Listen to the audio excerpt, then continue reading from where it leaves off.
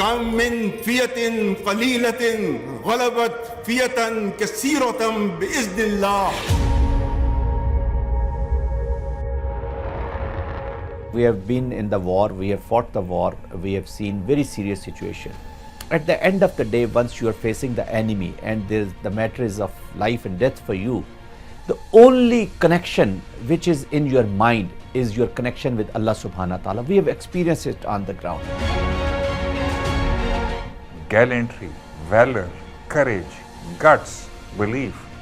And they realized that should they pitch these forces in our water, they would actually meet their fate, which is at the bottom of the sea.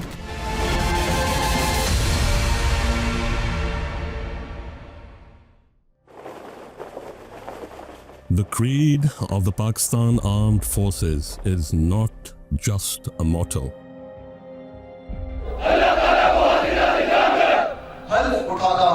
Pakistan ka hami. It is our living oath, a reminder of what we are. This oath is actually the fundamental foundation for any soldier, and this is primarily this reflects his contract with the state. It is our collective call to arms.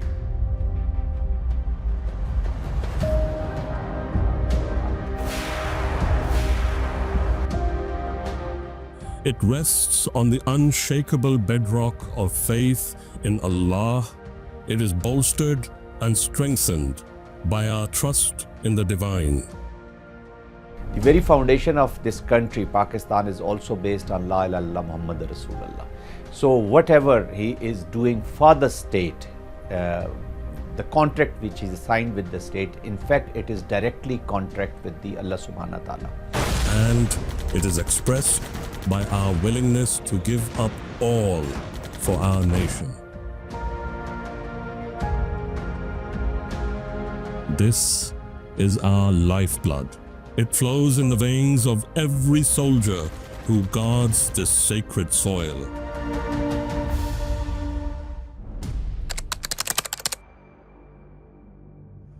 दस करोड़ पाकिस्तानियों के इम्तिहान का वक्त आ पहुंचा है. When President Ayub declared that the enemy does not know who they have actually challenged, it was the voice of the nation. It came from the heart. And entire nation was ready to go into the battle and do whatever they can. In September 1965, when India's tanks rolled towards Lahore, when its jets thundered in the skies above, and when its ships thought they could take liberties with our territorial waters, the whole world thought Pakistan would fall. But instead, they saw a nation rise. Rise with unshakable faith and courage and valor. 65 was also again reflection of the true defiance of Pakistan. 65 was the true reflection of the true defense of Pakistan. 65 war was a demonstration of the potential of Pakistan, and again the biggest reflection and representation of the unbounded resolve of the Pakistani nation. Believe you me that Pakistan was one nation, one soul at the time of 1965 war. 65 war was the time when we truly wrote our legacy. The value system, Rafiqi, Alam, Sajjad Haider, Noor Khan, Asghar Khan. So the value system they defined in terms of valor, gallantry, and the spirit for Pakistan carries on till today. If you look at the two navies and the numbers, the presence of an Indian aircraft carrier and larger number of vessels gave a clear edge on the paper to the Indian Navy. Our armed forces, though they were outnumbered and outgunned, stood resolute.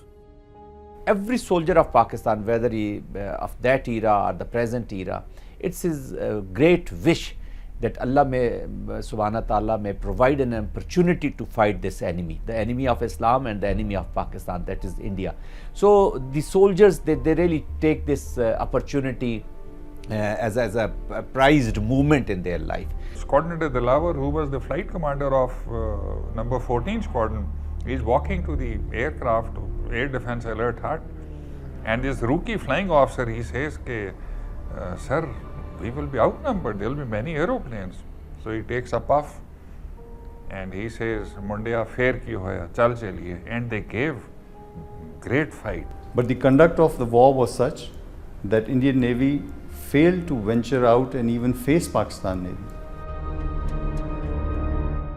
On 6th of September, the Indians come and attack Lahore.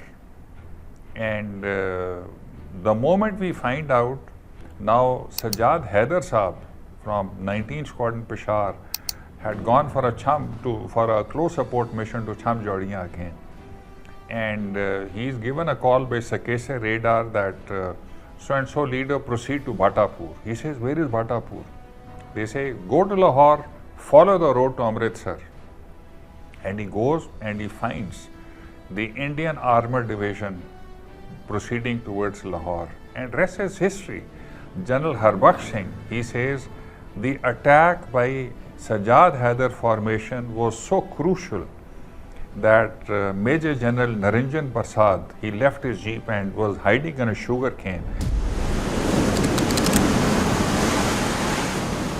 And the deterrence that was created by Ghazi actually prevented the entire Indian naval fleet from even coming out in the battle. Next morning was the red letter day for Pakistan Air Force. Alam Saab got scrambled with a flying officer, and he was my namesake Masood Akhtar, and he shot 5 aeroplanes in 30 seconds. And he became an ace of the world, acknowledged ace of the world.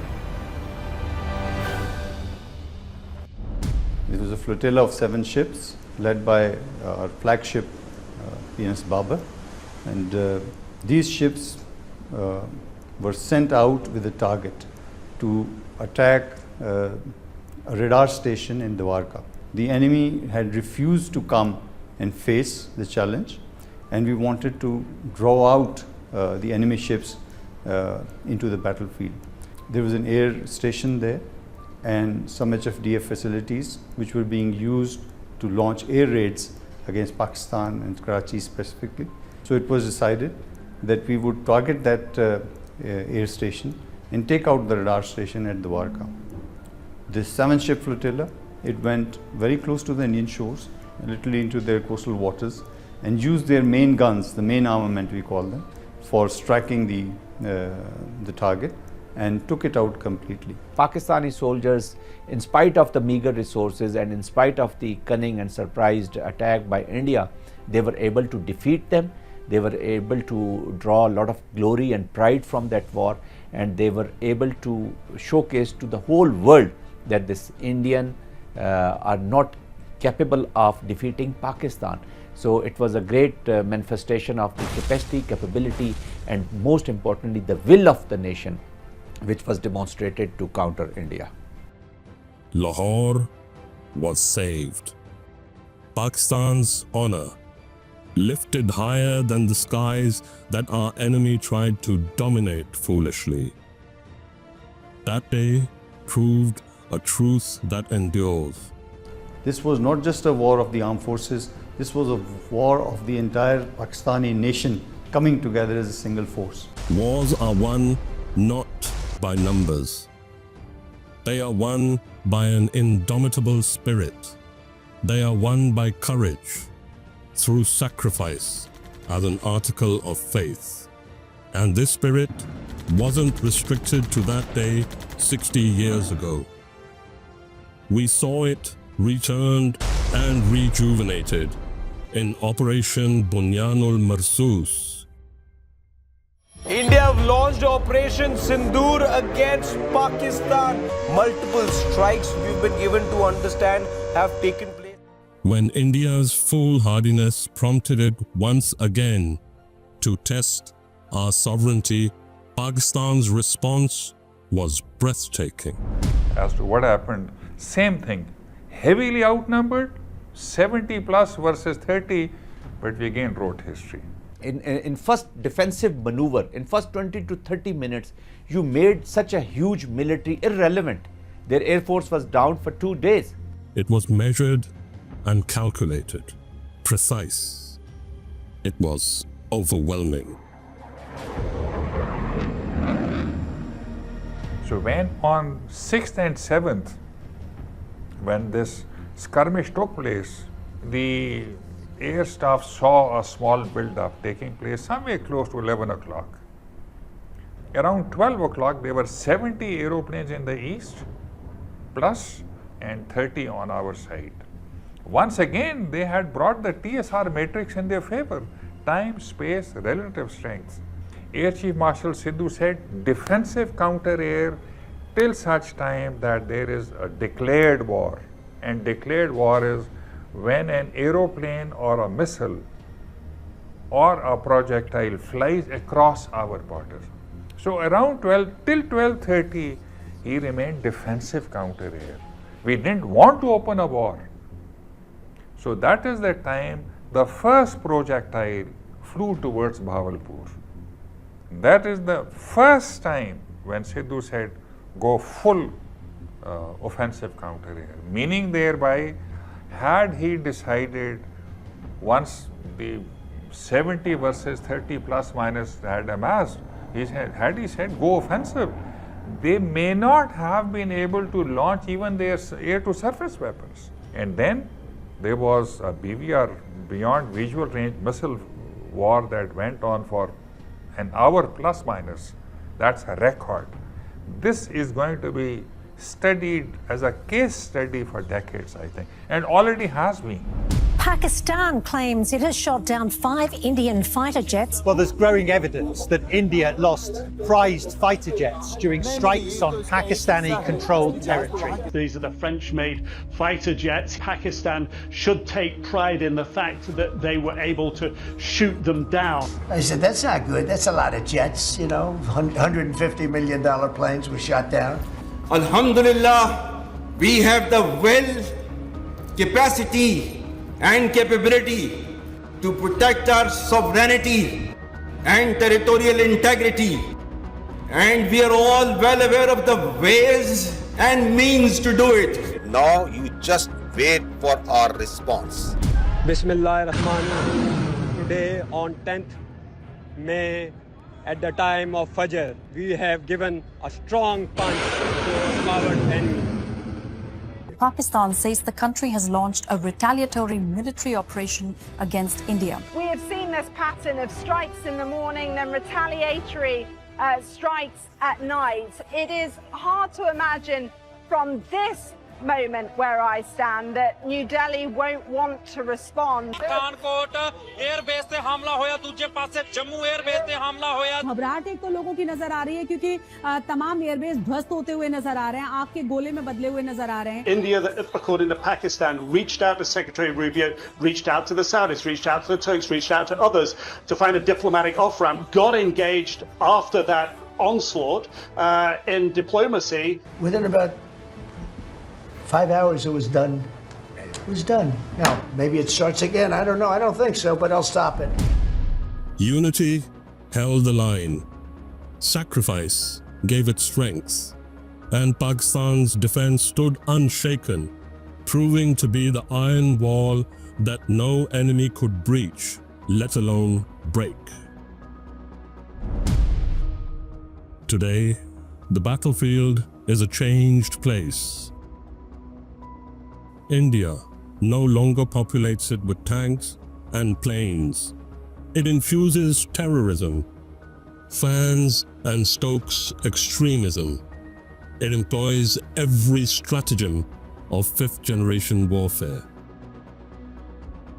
Its assault is no longer mere bombs and bullets, but is perpetuated by propaganda, lies, and digital traps. These Hindutva mindsets, saffronized mindset has already, people like Doval, like Amit Shah. So they very pronouncedly, they speak about this approach. Their approach is to bleed Pakistan through proxies and to achieve their political objectives, and political objectives of not of India, but of RSS, which is Hindutva. Funding are denied to the terrorists by countering it with the funds more than 1.5 times of the funds available to them. So if they have got a budget of 1200 crores, you can match it with 1800 crores. They are all on our side. In that sense, unfortunate that we have an enemy who's not a brave enemy. He's not an enemy that would come out in the battlefield and face us for our strength. This is a treacherous enemy. They would always use an indirect method to achieve their aims. People like Kulbhushan Yadav, operating in our coastal areas, a serving naval officer. What an example that they have set, that a serving naval officer is caught spying, and then it's a shame that they had to face in the Committee of Nations. You create a goddamn event 150 kilometers into your own territory, blame it on Pakistan. You don't give evidence. You launch an FIR counter to normal procedures within 10 minutes, and then you don't want any international forensic investigation into this. And then you say that, okay, you do one so-and-so attack into us allegedly and you lose Balochistan. You can do one Mumbai, you may lose Balochistan. So let's not be under any misconception. We have been groomed, trained and made to fight India, and inshallah we'll keep doing this till the time these core issues are not resolved. It's a negative peace. The absence of war or silencing of gun is never, we can't call it a peace. The positive peace or the total peace will be achieved once we will address the core issues. But let there be no doubt, whatever form the enemy's intent takes, whether it attempts to overcome us with guns or with words, by dint of force or by trickery and deceit, the spirit of 1965 lives on.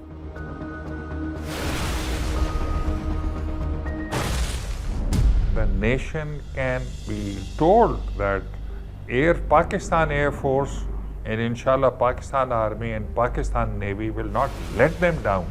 We will remain as a shield for Pakistan in the maritime frontiers. You will see that this Indian society will succumb and this nation will succumb to this very burden of this RSS and Hindutva, the journey which they're doing from, they've taken from secularization to the saffronization.